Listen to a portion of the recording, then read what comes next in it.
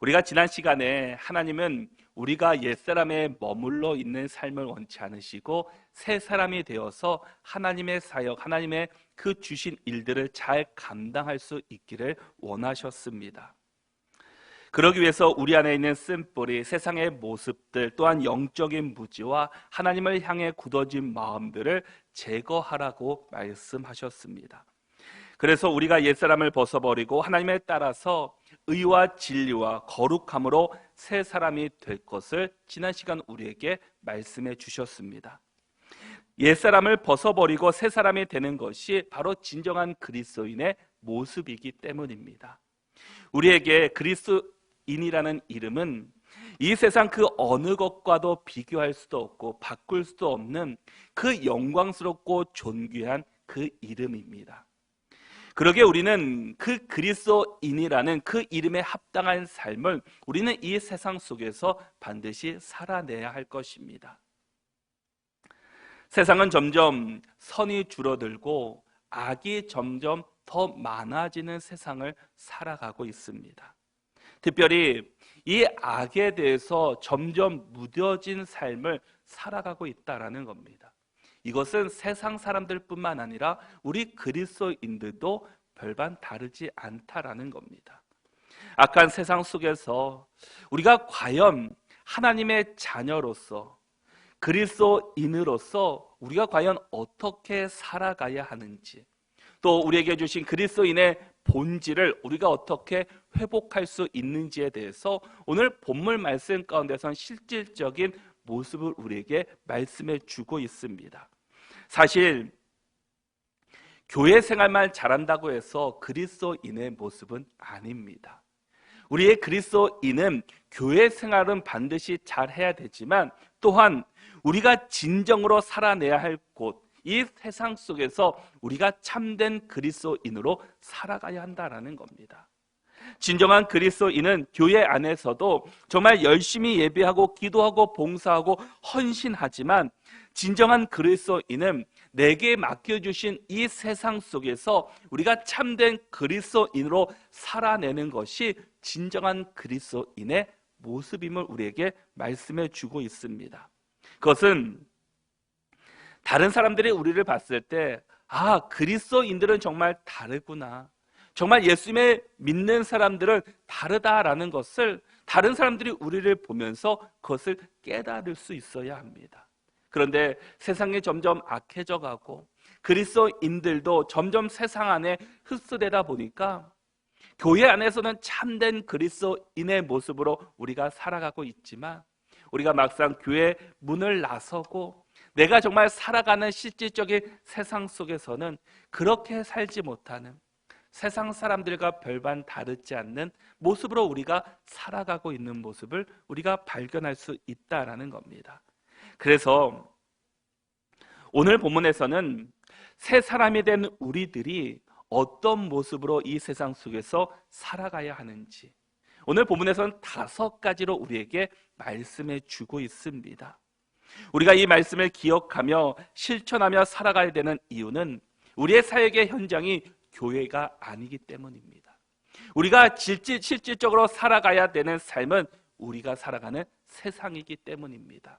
내가 과연 세상 속에서 어떤 그리스도인으로 살아가야 될지, 내가 어떤 그리스도인으로 다른 사람들을 위해서 살아가야 될지에 대해서 오늘 5가지로 말씀해 주고 있습니다. 먼저는 새 사람이 된 우리가 세상 속에서 어떻게 살아가야 하는가, 먼저는 거짓을 버리고 진실해야 한다라는 겁니다. 우리 25절 말씀을 같이 한번 읽겠습니다. 함께 읽겠습니다. 그런즉 거짓을 버리고 각각 그 이웃과 더불어 참된 것을 말하라. 이는 우리가 서로 지체가 됨이라. 아멘. 그리스도인은 세상 속에서 거짓을 버리고 진실되게 살아가야 합니다. 성경은 거짓말하는 것을 매우 싫어하십니다.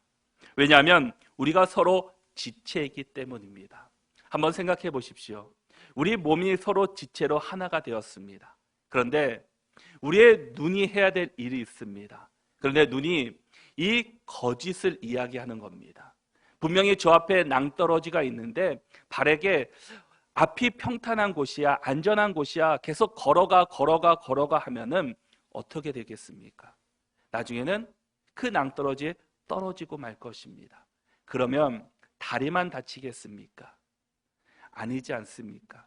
분명히 온 몸이 다치게 됩니다. 그러면서 눈도 피해를 볼 수 있습니다. 지체는 하나입니다. 떨어진 것이 아니라 하나다라는 겁니다. 나는 거짓을 말하지만, 나는 괜찮겠지라고 말하지만 그 거짓이 그 주변을 퍼뜨려서 나에게도 나중에는 화로 다가온다라는 겁니다. 우리는 누구에게도 거짓말하면 안 되지만 특히 교회 안에서, 우리의 가정 안에서 우리는 서로 거짓말하지 말아야 한다라는 겁니다. 하나님께서 주신 십계명에서도 9계명이 무엇입니까? 내 이웃에 대하여 거짓 증거하지 말라라고 말씀하고 있습니다. 우리는 우리 주변에 거짓을 말하는 사람들이 얼마나 많이 있습니까?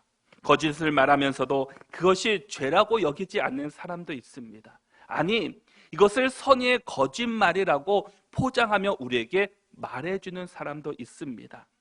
어느 것보다 더 정확해야 하는 뉴스를 받으라도 그 인터넷에 올라오는 것 중에 가짜 뉴스라는 것도 요즘은 많이 일어나는 것을 보게 됩니다. 거짓이 드러나도 아니면 말고라는 생각으로 우리는 거짓말을 합니다. 그런 모습들을 우리 주변에서 보기도 하고 듣기도 합니다. 여러분, 거짓말이 무서운 것은 이 거짓은 또 다른 거짓을 낳기 때문입니다. 우리가 거짓말하는 것, 남을 속이는 것 한 번 정도는 쉬운 거, 어려운 것 같습니다. 처음 하는 것이 매우 어렵지만 하고 나면 2번, 3번 하는 것은 그렇게 어렵지 않다라는 겁니다. 그렇게 우리는 거짓 앞에 우리는 단호해져야 합니다. 거짓 앞에 우리는 단호하게 구별되어서 우리는 정말 진실함을 가지고 주 앞에 살아가야 합니다. 특별히 우리 그리스도인들은 더 달라야 한다는 겁니다. 세상 사람들이 거짓말한다고 할지라도 우리가 그들과 동요되는 것이 아니라 우리는 주 안에 있는 사람들입니다. 내가 정말 주 안에 기준을 삼고 주의 말씀 앞에 기준을 삼고 우리는 살아가야 한다는 겁니다. 세상이 사람들을 보는 기준보다 우리 그리스도인들은 더 높은 기준을 가지고 살아가야 한다는 겁니다. 우리의 기준은 세상에 있는 것이 아니라 하나님께 있기 때문입니다. 우리가 늘 하나님이셨다면, 예수님이시라면 어떻게 하실까? 늘 주님이시라면 이런 상황에서 어떻게 하실까라는 우리는 그 생각을 물음표를 가지며 살아가야 합니다. 그럴 때 내가 앞서지 않고 하나님이 우리의 앞서 일하실 수 있다라는 겁니다.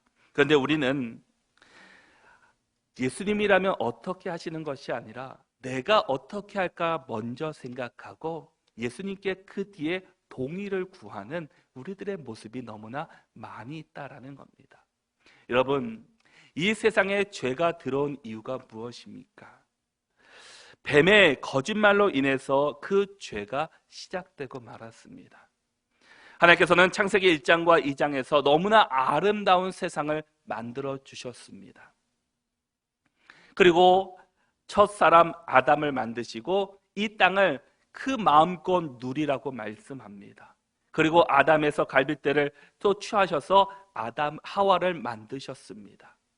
그래서 이 둘에게 이 에덴 동산에 있는 것을 마음께 누리며 마음께 즐겁게 살라고 말씀하셨습니다.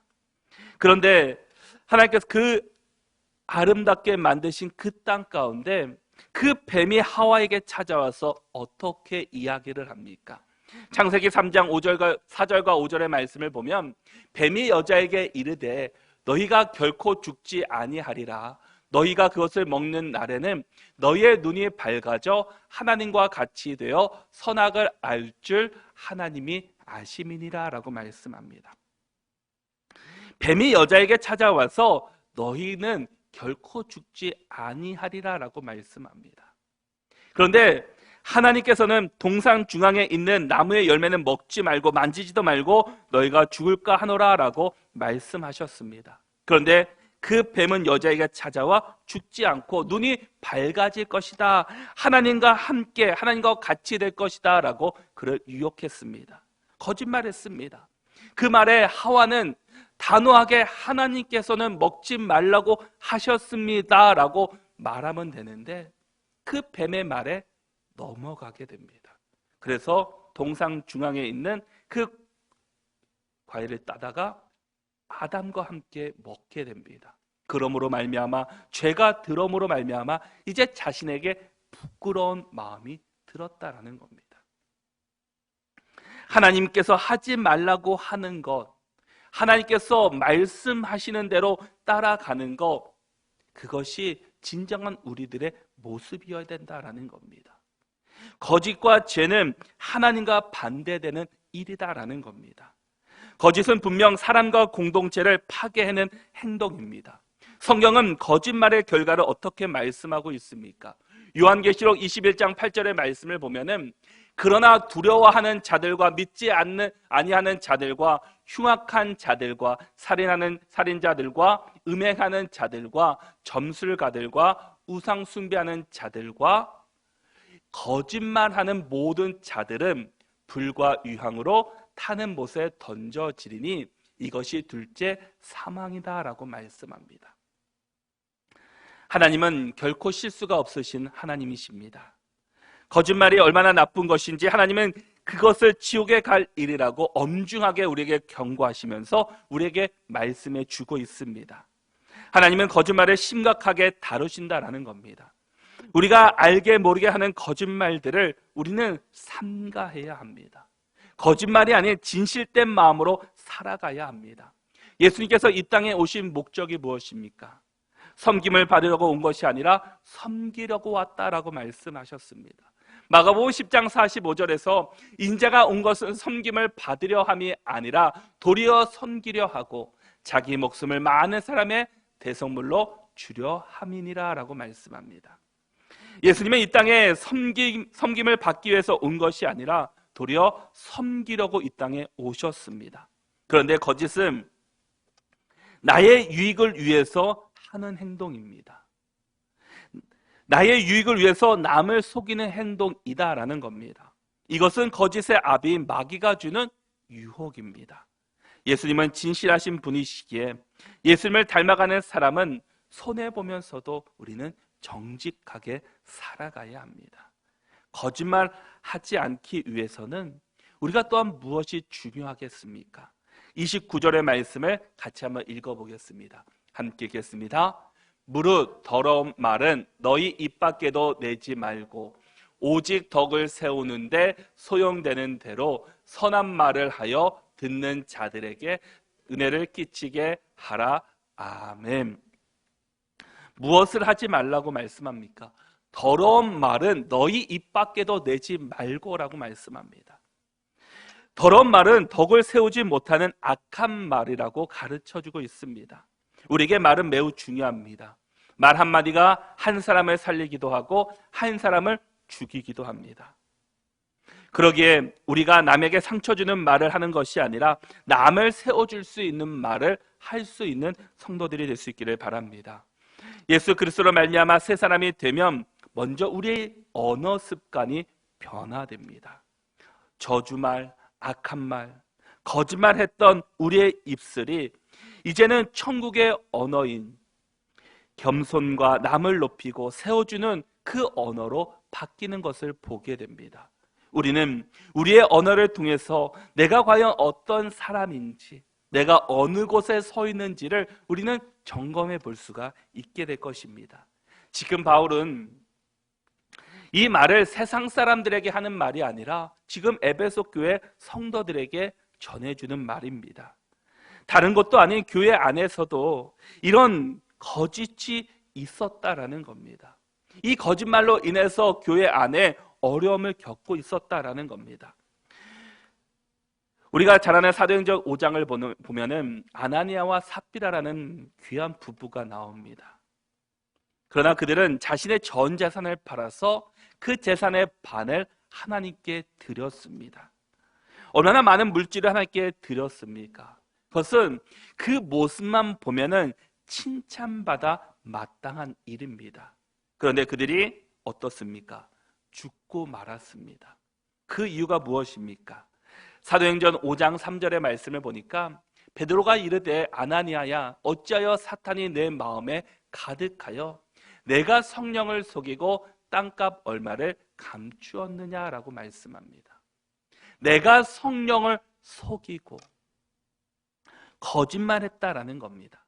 그들이 재산을 다 팔아서 하나님께 드린다고 그들이 서약했습니다. 그런데 그들의 마음 가운데 마귀가 사탄이 들어와서 뭘 이렇게 많이 내냐, 뭐 전 재산까지 드릴 필요가 있느냐 라는 그 말에 그들이 반만 드리고 반만 자신의 것으로 속였다라는 겁니다. 그것을 성령께서 아시고 그에게 말씀하시기를 내가 성령을 속이고 땅값 얼마를 감추었느냐라고 말씀하고 있습니다. 이렇게 거짓말이 하나님 앞에 얼마나 무서운 것인지를 그들을 통해서 우리는 볼 수 있습니다. 우리가 참된 그리스도인으로 살아간다는 것, 진정한 새 사람 그리스도인으로 살아간다는 것, 그 첫 번째가 우리가 거짓말하는 것이 아니라 우리의 진실된 마음으로 믿음의 사람으로 살아가는 것이다 라고 우리에게 말씀해 주고 있습니다. 두 번째는 새 사람이 된 우리가 세상 속에서 어떻게 살아가야 하는가? 두 번째는 분을 내어도 죄를 짓지 말아야 합니다. 우리 26절과 27절의 말씀을 같이 한번 읽겠습니다. 함께 읽겠습니다. 분을 내어도 죄를 짓지 말며 해가 지도록 분을 품지 말고 마귀에게 틈을 주지 말라. 아멘. 두 번째로 우리 그리스도인들이 조심해야 될 것은 바로 분노입니다. 그런데 성경은 뭐라고 말씀합니까? 분을 내어도 라고 말씀합니다.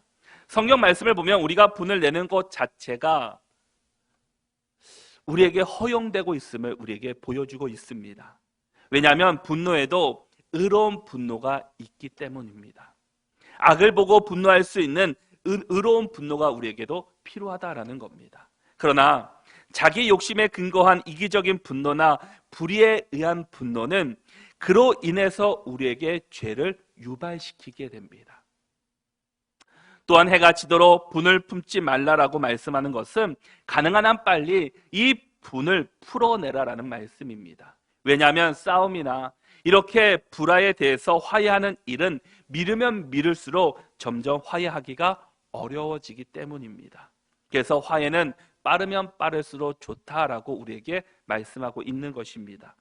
이 말씀은 에베소 교회 가운데도 이 혈기 부리는 사람들이 있었다라는 것을 보여주고 있습니다. 그런데 화를 내더라도 죄를 짓지 말라. 이 말이 여러분들 가능하시겠습니까? 내가 화를 내는데 죄를 짓지 않습니다. 분노하는데 죄를 짓지 않습니다. 그런데 그것이 성경에서는 가능하다라는 겁니다. 성경은 우리가 보면은 하나님도 진노하셨습니다. 예수님도 진노하셨습니다. 하나님은 이스라엘 백성들의 불순종에 대해서 진노하셨습니다. 또 예수님은 하나님의 성전에 들어가서 그 성전에서 물건을 파는 자들을 엎으시고 바리새인들을 향해서 독소를 날리시며 분노하는 모습들도 볼 수 있었습니다. 우리도 하나님처럼 이 불의에 대해서는 거룩한 분노가 우리에게 필요하다라는 겁니다. 하나님의 말씀을 어기며 하나님의 말씀 앞에 온전히 서지 않는 자들을 향해서 우리가 거룩한 분노는 필요합니다. 그러나 우리가 우리의 화로 인한 분노는 우리가 갖고 있지 말아야 한다라는 겁니다. 다른 사람들에 의해서 화를 내고 다른 사람들에 의해서 분노를 내는 것, 그것은 하나님께서 원치 않는 일임을 말씀하고 있습니다. 하나님께서 원하시는 분노는 한 가지입니다. 바로 거룩한 분노입니다. 하나님을 향한, 말씀에 어긋난, 하나님을 어긋난 그 거짓된 삶을 살아가는 자들에게 우리가 거룩한 분노는 가능하다라는 겁니다. 화를 냈을 때 거기에 사랑이 임하고 천국이 임하는 경우가 우리는 거의 없기 때문입니다. 그런데 거기에 끝나는 게 아니라 마귀가 그것을 보고 또 다른 죄로 우리를 나가게 한다라는 겁니다. 화를 내는 것 때문에 자기를 가리려고 또 다른 거짓말을 하고 또 다른 거짓말을 하는 모습들을 우리가 주변에서 얼마나 많이 보게 됩니까? 그래서 분을 품지 말라라고 우리에게 말씀하고 있습니다. 심지어 분노는 심한 경우 살인에까지 이르는 것을 보게 됩니다. 우리가 아는 가인이 어떻습니까? 그 안에 분노가 일어남으로 말미암아 나중에 동생을 죽이는 그런 안타까운 모습도 우리가 볼 수 있었습니다. 형제를 미워하는 것은 살인과도 같다라고 말씀해 주고 있습니다. 따라서 해가 지도록 분을 품지 말고 우리는 신속하게 그 분을 풀어야 함을 우리에게 말씀하고 있습니다. 우리가 화가 날 수 있지만 그 화를 우리는 빨리 풀어내야 한다라는 겁니다. 상대방을 위해서라도 그렇게 해야 되지만 바로 나에게도 그것이 필요하다라는 겁니다. 그것을 계속해서 내가 쌓아두고 있으면 그것이 다른 곳에서 폭발할 수 있기 때문입니다. 그러기에 우리의 화를 다스리기 위해서 관계가 틀어진 사람과 속히 화해하고 우리가 분을 내지 않고 온전히 주님 말씀 앞에 살아갈 수 있도록 우리가 힘써야 됨을 말씀해 주고 있습니다. 왜냐하면 이 분노 가운데는 마귀가 틈을 봐서 그 틈 속으로 마귀가 사탄이 들어오기 때문입니다. 그리고 그곳에서 다른 곳으로 우리의 생각과 다른 곳으로 우리를 이끌어가기 때문입니다. 그래서 잠언 29장 11절의 말씀에서도 어리석은 자는 자기의 노를 다 드러내어도 지혜로운 자는 그것을 억제한다라고 말씀하고 있습니다. 우리는 어리석은 사람들이 아니라 지혜로운 사람들이 되어야 할 것입니다. 세상 속에서 참된 그리스도인으로 살아가는, 그래서 의로운 분노를 낼 수 있는, 거룩한 분노 앞에서만 우리가 낼 수 있는 믿음의 성도들이 될 수 있기를 바랍니다. 우리가 세 번째로 새 사람이 된 우리가 세상 속에서 어떻게 살아가야 하는가? 세 번째는 도둑질하지 말아야 한다라고 말씀하고 있습니다. 우리 28절의 말씀을 같이 한번 읽겠습니다. 함께 읽겠습니다. 도둑질하는 자는 다시 도둑질하지 말고 돌이켜 가난한 자에게 구제할 수 있도록 자기 손으로 수고하여 선한 일을 하라. 아멘. 도둑질은 자기 이익을 위해서 다른 사람들의 물건뿐만 아니라 시간과 행복 또한 성공과 같은 모든 것을 훔쳐가는 것을 말해주고 있습니다. 우리가 도둑질은 물건에만 국한되어 있는 것이 아니다라는 겁니다. 우리 일상생활의 모든 것들을 우리가 다른 사람들의 것을 훔쳐갈 수 있다라는 겁니다. 반면 그리스도인들은 다른 사람들의 유익을 위해서 자기의 모든 것을 내어줄 수 있는 사람들입니다. 왜 그렇습니까? 그것은 하나님께서 이미 여러분들에게 모든 것을 공급해 주셨기 때문입니다. 하나님께서는 이미 여러분들에게 모든 것을 다 주셨습니다. 나는 하나님께 받은 사람들이기 때문에 그것을 우리가 흘려 보내면 되는 것입니다. 바울이 살았던 1세기에도 많은 이 도둑질하는 사람들이 많았다라고 합니다. 주로 항구라든지 사교장으로 사용됐던 이 공주 목욕탕, 이 목욕하는 사람들의 물건을 도둑질하는 일은 이 헬라 도시에는 가장 많은 흔한 일이었습니다. 바울은 도둑질을 금하고 자기 손으로 직접 수고하라고 하는 이유는 가난한 자를 돕기 위함이라고 말씀하고 있습니다. 당시 헬라 세계에서는 이 귀족들이나 자유인들은 생계를 위해서 육체적인 노동을 하지 않았다라고 합니다. 또 그것들을 경멸했다라는 겁니다. 그러나 바울은 오히려 육체의 노동을 장려하면서 이 육체의 노동을 통해서 새로운 시각을 말해주고 있다라는 겁니다. 즉 땀을 흘려 일하는 이유가 자신과 가족들을 위한 것에만 머무는 것이 아니라 정말 그것을 통해서 가난한 자들을 도와주기 위함이라고 우리에게 말씀해 주고 있습니다. 우리는 다른 사람들의 유익을 위해서 자기 손으로 수고하여서 선한 일을 해야 되는 사람들입니다. 남의 것을 빼앗는 사람이 아니라 오히려 다른 사람을 도와줄 수 있는, 구제할 수 있는 믿음의 사람들이 되어야 한다는 겁니다. 왜냐? 이미 하나님으로부터 받았기 때문입니다. 그것들을 우리는 이제는 주변 사람들에게 우리는 그것들을 흘려보내야 합니다. 고넬료의 신앙을 봐도 그는 하나님께 기도했을 뿐만 아니라 구제하는 일에 힘썼다라고 말해주고 있습니다. 사도행전 10장 2절의 말씀을 보니까 그가 경건하여 온 지방과 더불어 하나님을 경외하며 백성을 많이 구제하고 하나님께 항상 기도하더니라고 말씀합니다. 어떤 한 부분에만 힘쓰는 것이 아니라 하나님을 경외하면서 기도도 열심히 하면서 구제하는 일도 힘썼다라는 겁니다. 오늘 우리 사회는 언제부터인가 서로 도둑질하는 사회가 되고 말았습니다. 서로가 서로에 대해서 착취하고 속이고 또 기뻐하고 즐거워하고 심지어 그것들을 통해서 성공과 행복이라고 생각하며 살아가는 사람들도 많이 있습니다. 우리가 이 세상 속에서 남들을 다 속이고 도둑질한다고 할지라도 우리 그리스도인들은 올바르고 정직하게 진실되게 우리는 이 세상 속에서 살아가야 합니다. 작은 것까지라도 우리는 정직해야 합니다. 작은 것부터 올바르게 서는 사람이 나중에 큰 것에서도 올바르게 설 수 있기 때문입니다. 받는 인생만 되지 말고 우리는 이제는 주는 인생으로 살아가야 한다는 겁니다. 사도행전 20장 35절의 말씀을 보니까 범사에 여러분에게 모범을 보여준 바와 같이 수고하여 그 약한 사람들을 돕고 또 주 예수께서 친히 말씀하신 바 주는 것이 받는 것보다 복이 있도다 하심을 기억하여야 할지니라 라고 말씀합니다. 예수님께서 우리에게 말씀하시기를 주는 것이 받는 것보다 더 복되다 라고 말씀합니다. 여러분, 우리가 지금까지 받는 인생으로 살았다면 이제는 주는 인생으로 살아갈 수 있기를 바랍니다. 하나님께서는 이미 우리에게 모든 것을 베풀어 주셨습니다. 하나님은 우리의 필요를 공급하시는 분이십니다. 우리는 그것들을 또 받는 사람들입니다. 이미 우리는 다 받은 사람들입니다. 우리는 하나님께서 받은 것을 이제 흘려보내면 되는 사람입니다. 우리가 하나님의 자리에 앉아서 내가 주려고 하니까 내가 베푸는 것이 아깝고 내가 베푸는 것이 손해보는 것처럼 생각한다라는 겁니다. 지금 나에게 주신 모든 것은 하나님께서 나에게 이미 주신 것이다라는 겁니다. 그러면 이것들은 내가 하나님께 받았으니까 그것들을 이제 내 주변에 흘려보내면 됩니다. 그러면 그 빈 것에 하나님께서 다른 것을 또한 채워주실 것입니다. 그런데 우리가 있어야 할 자리가 아니라 하나님 자리, 공급자의 자리에 내가 섰다면 우리는 어떻겠습니까? 남에게 흘려보내도 다시금 공급받을 데가 없습니다.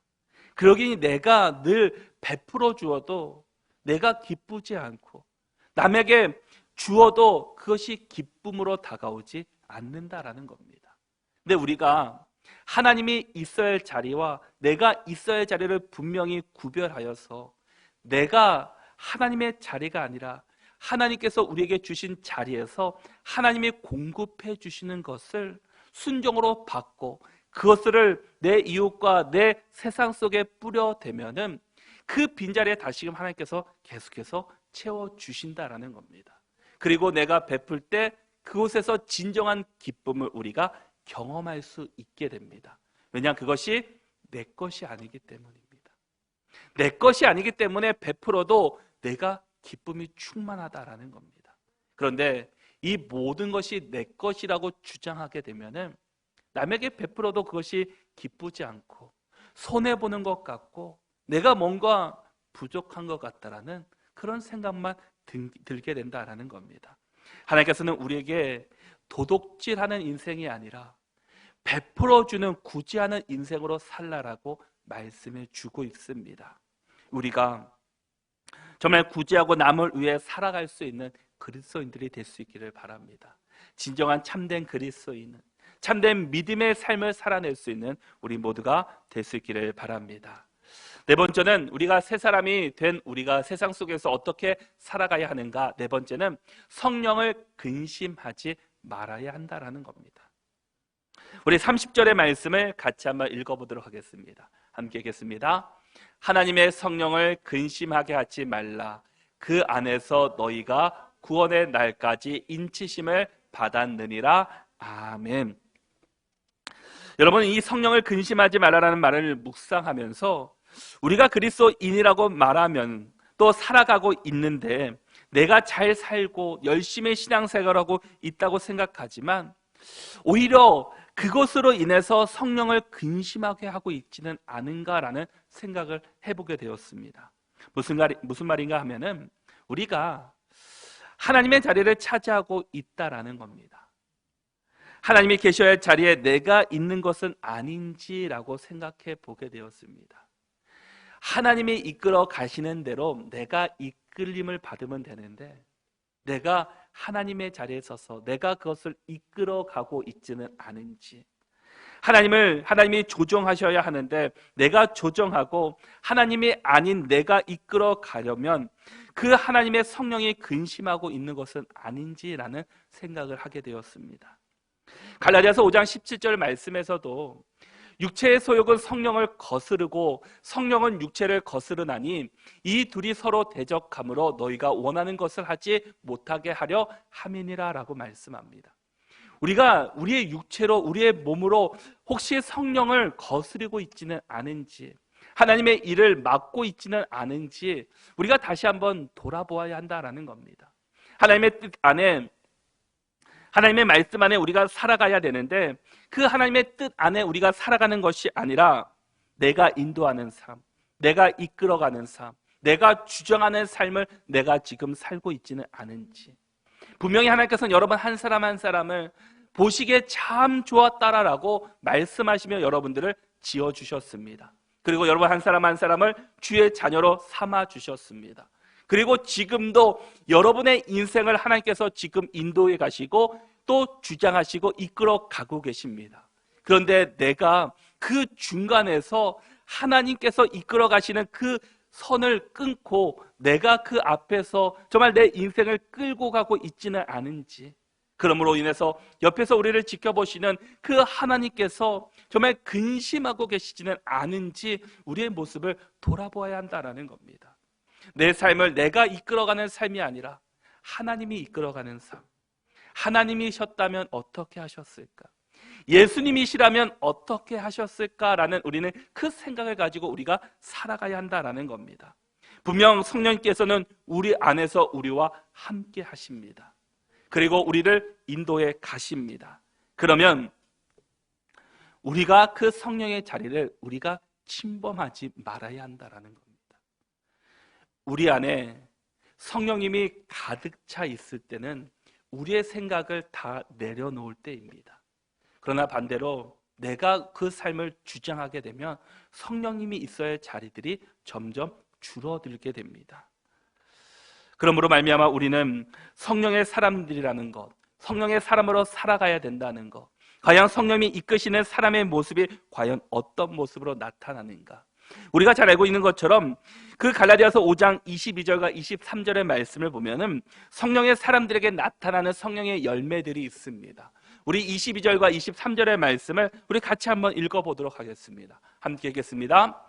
오직 성령의 열매는 사랑과 희락과 화평과 오래 참음과 자비와 양성과 충성과 온유와 절제니 이 같은 것을 금지할 법이 없느니라. 아멘. 성령의 사람들에게 나타난 것이 무엇입니까? 사랑, 희락, 화평, 오래 참음, 자비와 양성과 충성과 온유와 절제라는 이 열매들이 우리 가운데서 나타나야 한다라는 겁니다. 이 성령의 사람들이 나타나는 이 9가지 열매가 우리 가운데 나타날 수 있어야 한다라는 겁니다. 로마서 8장 9절의 말씀에서도 만일 너희 속에 하나님의 영이 거하시면 너희가 육신에 있지 아니하고 영에 있나니 누구든지 그리스도의 영이 없으면 그리스도의 사람이 아니라라고 말씀합니다. 하나님의 영, 성령이 우리 안에 있으면 우리가 진정한 성령의 사람 그리스도인이지만 성령이 우리 안에 있지 않으면 우리가 그리스도인이 아니다라는 겁니다. 여러분, 성령이 안에 가득하십니까? 아니면 내가 우리의 삶에 가득하게 있습니까? 우리가 내 자아, 내 생각, 내 주장이 우리의 마음을 다스리는 것이 아니라 성령님께서 우리의 마음을 다스릴 수 있는 진정한 믿음의 성도들이 될 수 있기를 바랍니다. 무늬만 그리스도인이 아니라, 겉모습만 그리스도인이 아니라 정말 진정한 그리스도인으로 살아갈 수 있는 우리 모두가 될 수 있기를 바랍니다. 마지막으로 새 사람이 된 우리가 세상 속에서 어떻게 살아가야 되는가? 5번째는 용서하는 사람이 되어야 한다라고 말씀해 주고 있습니다.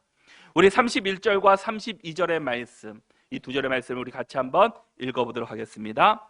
너희는 모든 악독과 노함과 분냉과 떠드는 것과 비방하는 것을 모든 악의와 함께 버리고 서로 친절하게 하며 불쌍히 여기며 서로 용서하기를 하나님이 그리스도 안에서 너희를 용서하심과 같이 하라. 아멘. 여러분, 남을 용서한다는 거 참 어려운 일입니다. 자신의 것을 다 내려놓고 또 자신이 낮추면서 그들에게 용서를 구해야 합니다. 그런데 우리 안에는 죄성이 있기 때문에 늘 남들보다 높아지려고 하고 하나님의 자리를 내가 설라고 했던 우리들의 악한 모습들이 다 남아있다라는 겁니다.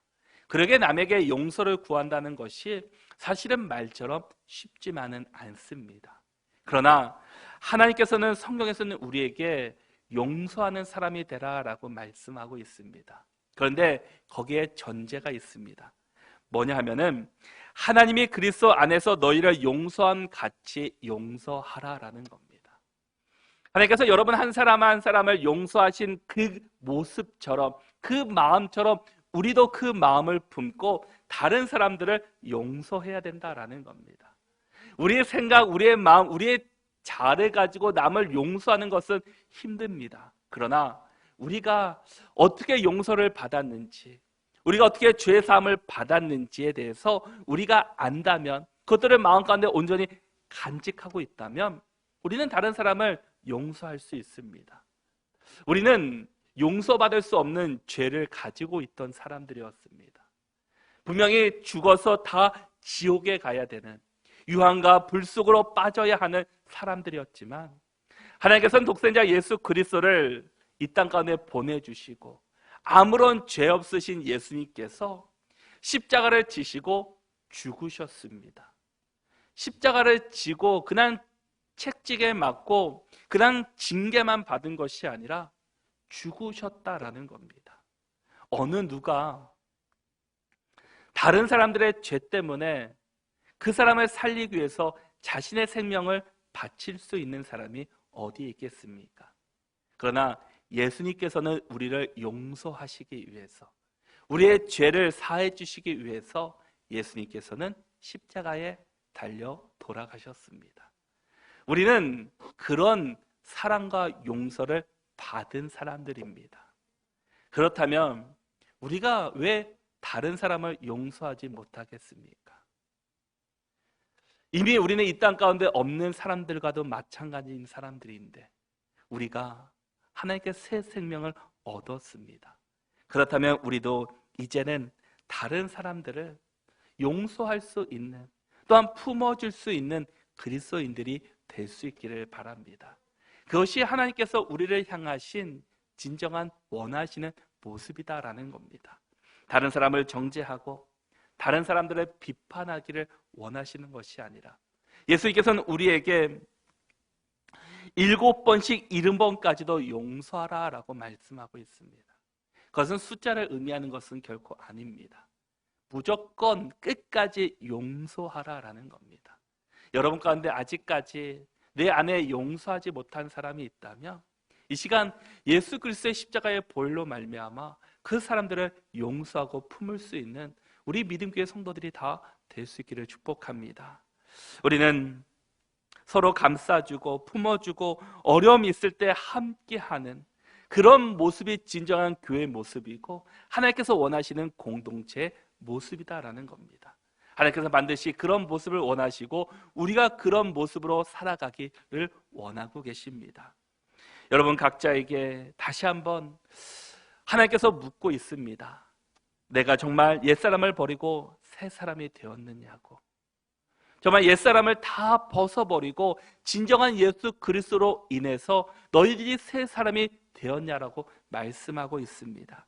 정말 내가 새 사람이 되었다면 이제는 하나님께서 맡겨주신 이 세상 속에서 내가 과연 어떻게 살아가야 되는지 우리에게 말해준 5가지를 우리에게 말씀해 주시면서 우리가 이제는 내가 살아가는 삶의 현장, 또 가정에서, 또 직장에서, 사업에서, 학교에서 내가 만나는 많은 사람들에게 그런 모습으로 살아갈 수 있으라고 말씀해 주고 있습니다. 우리 모두가 오늘 주신 말씀 이 5가지를 다시 한번 기억하면서 여러분이 정말 진정한 그리스도인으로 믿음의 사람으로 살아갈 수 있는 우리 모두가 다 될 수 있기를 바랍니다. 그래서 우리 모두가 세상 속에서 진정한 그리스도인으로 살아가시고 세상 속의 빛과 소금의 역할을 감당해낼 수 있는 우리 모두가 다 되시기를 바랍니다.